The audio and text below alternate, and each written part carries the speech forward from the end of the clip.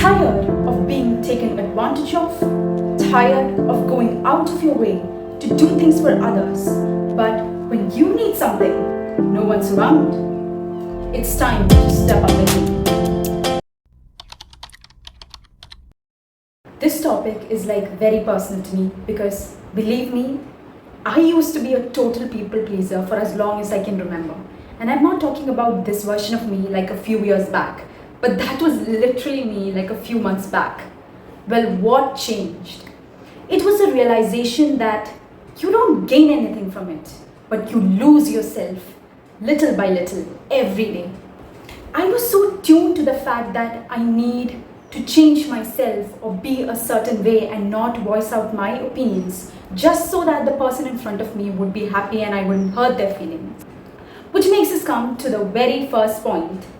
Being nice is not the same as people pleasing. Hence, it is very important to understand this difference. To be able to understand that, of course, it is very important to be nice and kind and polite and empathetic. However, not at the expense of losing yourself, not at the expense of not having your own voice, not at the expense of forgetting that you have your principles and opinions too that deserve to be heard. This leads us to the very second point, which is do not seek validation from others. People pleaser seeks other person's validation. They think that other person has to be happy with you in order to feel validated as a person, which is extremely wrong. You need to validate yourself because at the end of the day, all that matters is what you are to yourself. As long as you're true to yourself, as long as you voice out your opinions and stand up for yourself, that's all that matters. So what does an actual person who is not a people pleaser do? That person respectfully, very respectfully, listens to the other person's opinion, and even after realizing that it is not in par with their own opinion, they would still kindly and politely say that I agree with you, however, this is my opinion and I would like to follow that, if that's okay for you. This is exactly how a non-people pleaser would react in such a situation. So in this situation, you were respecting the opinion of the other person around you. You were not being rude, but at the same time, you were politely and honestly respecting your own values and expressing it. So no one loses anything. At the same time, now if your doubt is, if you say a no, or if you disagree, you're not necessarily disagreeing with the other person, you're respecting their opinion, but at the same time voicing out your own opinion. There's nothing wrong with that. There's no need to feel guilty about expressing who you are and voicing out what you want. Because you are just taking back your power and handing it over to yourself. You have all the right to it. Moving on to the very third point, this is something that we are all very aware of, and it's important that it has to be practiced. I know it's easier said than done, but we need to learn to practice to say a no. Set your own boundaries, which is point number 3.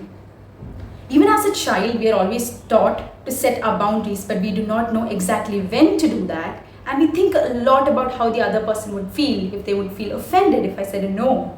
And you feel the pressure to say a yes every time, even if you're uncomfortable in doing something.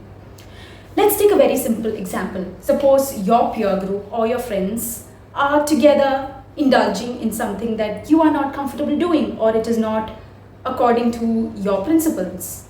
That's totally fine. But you can stand up for yourself. A normal people pleaser would do it with them, just lose their entire personality, lose what makes them unique, and just do it with the others. But what you have to do instead is tell your friends that no, this is not something that I am comfortable doing, hence I shall not indulge in it. Hope you can respect that. Thank you. And I know that most of you will be like, how would they react? Won't they be offended? Won't they think that you... Because you are saying a no. Of course, such comments would come up, but trust me, their reaction to what you say is not your responsibility. How they feel about you expressing your opinion is not your responsibility anymore. Your responsibility stops at that line where you express what you feel. That's all that matters. The more you stand up for yourself, the more respect you will earn. Trust me, I'd rather be respected than loved. If you're just going to try to, be liked by people, then it's easy. Just forget yourself and live for others. Listen to everything that they say and do it for them. Have no individuality. But if you really want to be respected, speak up.